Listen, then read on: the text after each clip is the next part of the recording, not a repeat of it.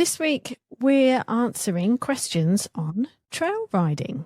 Keep listening if you want to learn how to help a horse that gets really anxious on the way home, what you can do when you have to pass something really scary, and why a horse might kick a trailer on the way home from an outing, but not on the way there.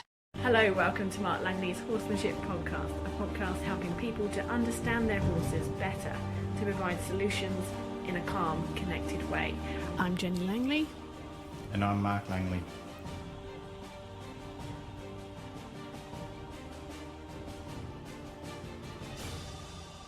Okay, Mark, horses that get anxious on the way home. We get asked this question so much. It's one of our most common questions. So the reason that we're tackling this particular question, though, is it's slightly different. And so it's going to require a slightly different answer. Horses are never simple. So the question comes from Bronwyn from Australia, and she's got a 14-year-old stock horse gelding who, with a lot of separation anxiety, who destinates, and he is a chronic rearer. Now, she's had him for 7 years. They've done things like riding around the property, doing a bit of cattle work.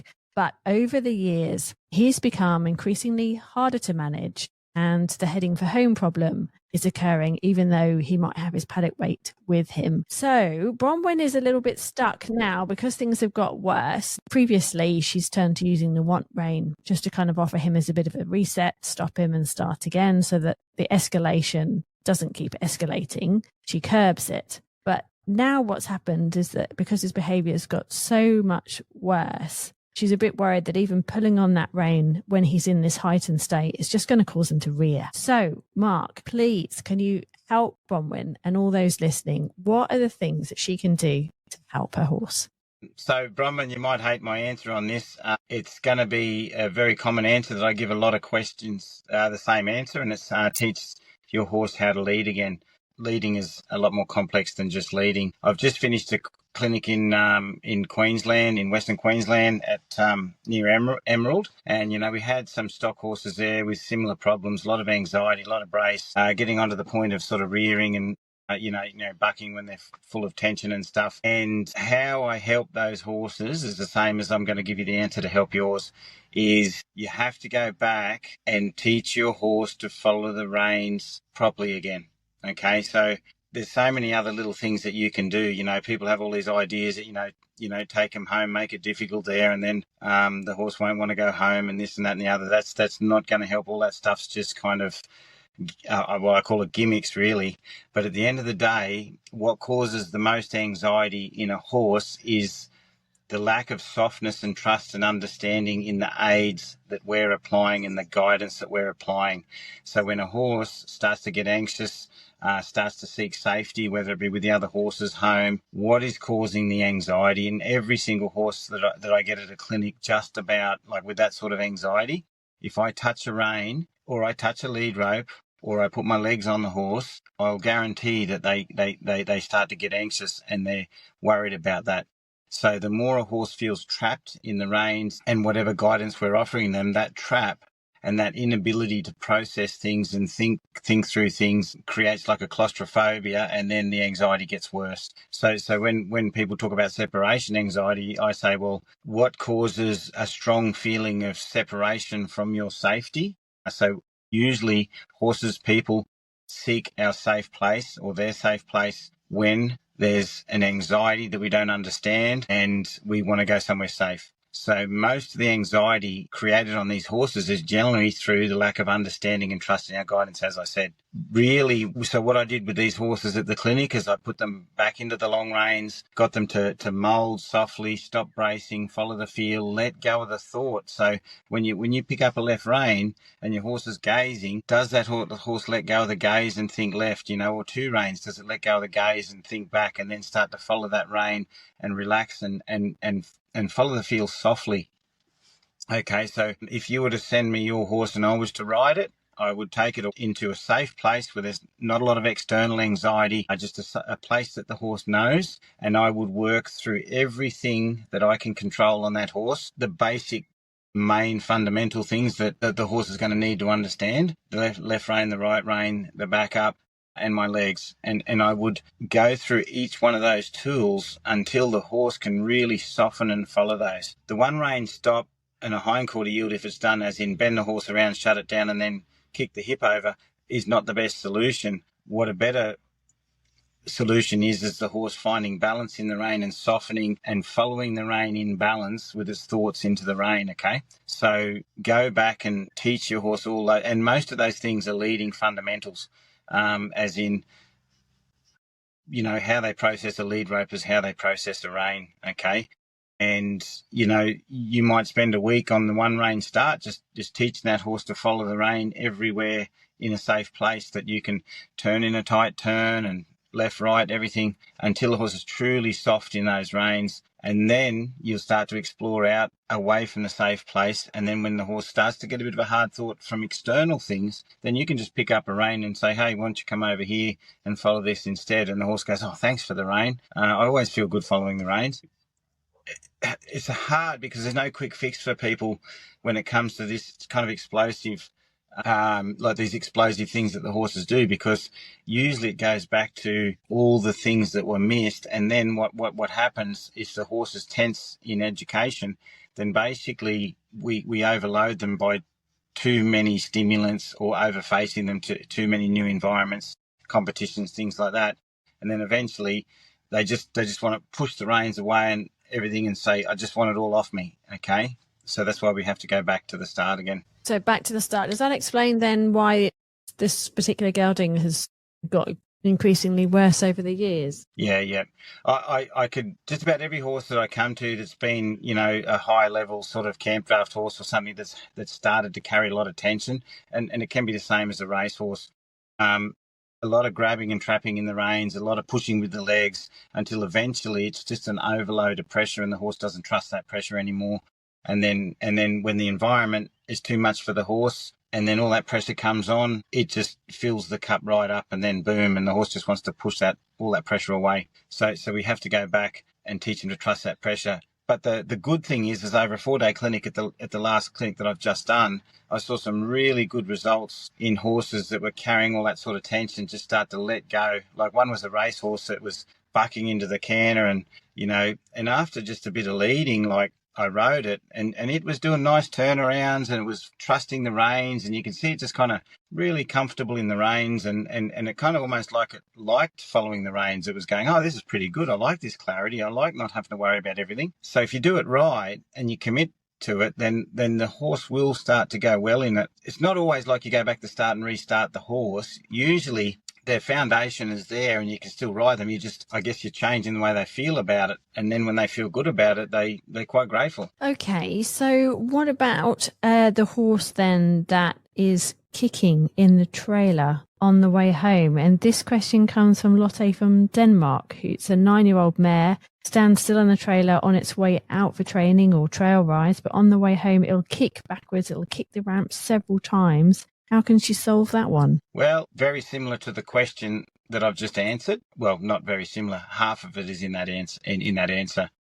Go through everything that you're doing with your horse when you're out and the things that you need to use, and how much does your horse trust you, and how much can you help your horse so when it's in a new environment or out on a trail ride away from home, that it feels good out there and it's not full of tension and anxiety. So a horse leaves home. At home, the worry cup's a bit empty. The horse is not too bad. Goes in the float. It's travelling there. Maybe the float starts to worry it, but it's going somewhere. Doesn't really know where it's going. Turns up somewhere. Comes out. Does a ride. Lots of horses. Lots of things. Horse starts to build up more anxiety. Big day. Away from home. Lots of pressure. I'm full of worry. I've got a lot of tension in me, and I'm going in the float, and the float's the way home. Let me out, I just want to get home. Okay, so you can imagine that scenario. It's almost like, you know, you're just itching to get off the train from a hard day's work, and you just want to bust out the doors and run out to go home, because the tension. So a lot of horses at clinics, at competitions, I've heard it so many times, my horse loads well on the way out, but on the way home it won't load. And that's the same sort of scenario. It's kicking on the way home, it loaded, but it's carrying all the tension. So basically, when a horse, say, in an environment where it's quite stressful, the worry cup's full, and the last thing a horse wants to do is go into a cave when it's worried, because obviously by nature and by genetics, they're an animal of flight and freedom to get away from danger.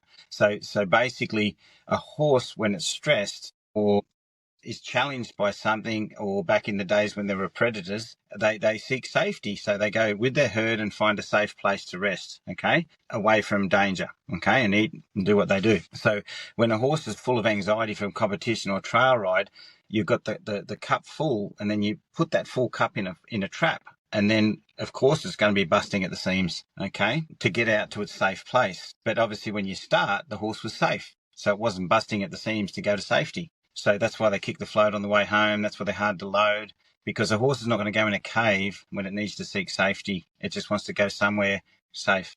Okay. So basically, to fix that, you still might have to go through floating lessons and stuff like that and find out if there's any anxiety, how much anxiety is in the float. You might put a camera in there for a little while and just have a bit of a look at how your horse is traveling in general. So the float might be just adding more worry to the cup again. But when the cup's half empty or nearly empty, the float's not worrying it enough to blow. As I said, a cup full of worry from being out all day, then basically that extra anxiety, the float, that's it. It's sort of hit the red line. So, yeah, you can work on more floating and how soft the horse loads and unloads and moves inside the float softly, and work on that separately. But as I said, the answer's in the first question as well. How well does your tools help your horse let go of strong thoughts? How much does it trust your guidance? Do the reins really soften it, or do they create a bit of anxiety and things like that? So and when you go out on trail rides and stuff, or you go to competitions, some horses have been overfaced for a little while. So every time they go away, they're ready for that kind of intensity. So they're already sort of, worried as soon as they get there. But if you can sort of gradually expose them again, and then if they get a little bit worried, you got guiding tools to help them let go, take them, bring them down again into a soft mindset, and then go again, sort of thing. So you're tipping the worry out all the way, opposed to them building. Okay, and it's worth tackling all these issues because it does help them become softer in general too, doesn't it?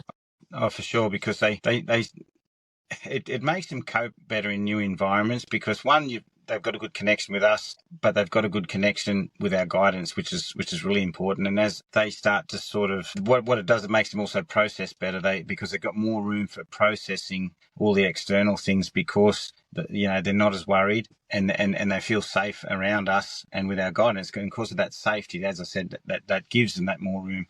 When they're feeling worried about us and what we're doing and our guidance, then they don't have enough room to process all the other things going on, on the trail rides and the, competitions and stuff. So they will do better. Okay. The next question then is from Megan. She's from Australia, and she goes riding in a trail group. At one point, they have to walk fairly close to a wire fence that has dogs barking quite aggressively and running alongside the fence on the other side. Now, there isn't room to leave the trail and give the dogs a wide berth. So she rode her mare in the middle of the group, who was quite anxious and wanted to be out of there. She could just still manage her. She tried to stay calm and focus ahead. But any recommendations, Mark, for preparing and managing this sort of situation? Perhaps, are you better on the ground or staying calm and getting past it? Obviously, you've got to ride past them again on the way back. It's kind of similar to encountering anything that could be a bit scary, is it? Yeah, it is. I guess the thing about dogs, though,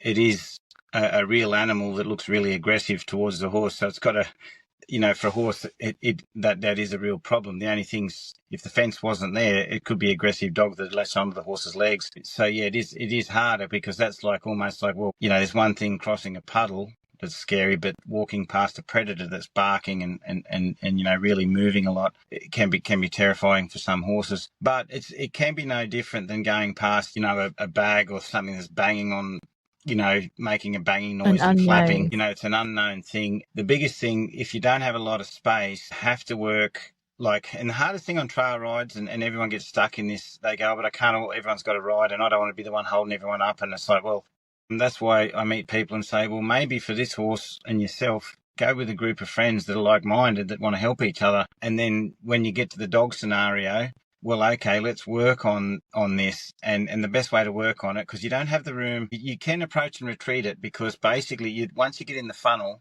Obviously, there's a long fence and there's nowhere to go sideways of it, but you can approach and retreat the funnel. What I mean by the funnel is that is the road that goes behind the fence. So you approach that, the horse gets a little frightened, you feel the horse heighten because the dogs are going to start barking. And then if you've got enough room to turn, like to back away from it before the horse gets really kind of frantic, I mean, when it starts to notice it, if you turn tail when the horse is really in the red, then the chances are it tucks its tail and wants to run away. So you wouldn't push the horse too far in down the road, right up along the fence that's really tense. You'd get to the first point of tension when the dogs are barking, the horse goes, I'm not really sure about going any further. So you might just sort of back your horse away, maybe a few meters, and then turn around, walk away a little bit and come back, and let the horse reset and process, because the dogs, if they're in a fence, they're not going to get any closer. That's the spot where they're going to be sort of stopping. So, and you approach it like any scary object, with approach and retreat,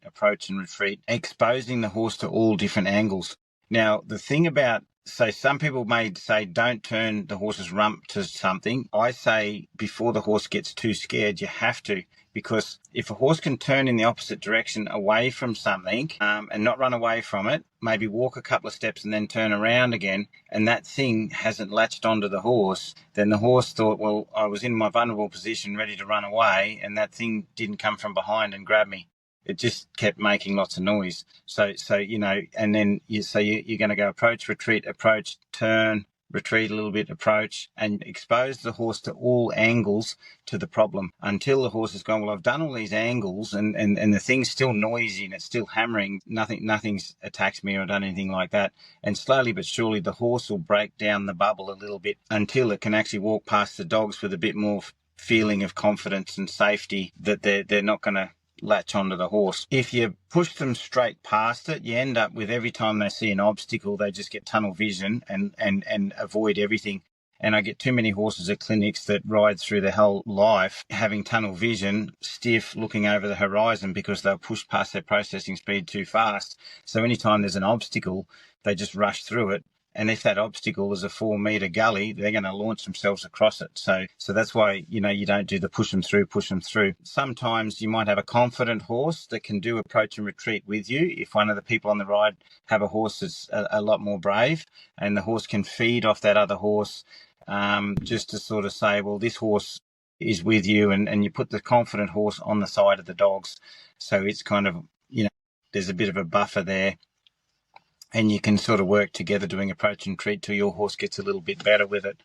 And, it's okay to find confidence off another horse for so many times, as long as you're weaning your horse off and you're weaning your horse off to be able to do it on your own. Getting off and leading a horse through can give a horse confidence, because you become, a bit of a leader for your horse, and your horse gets trust in you. And sometimes just to get by on a trail ride, you may have to do that.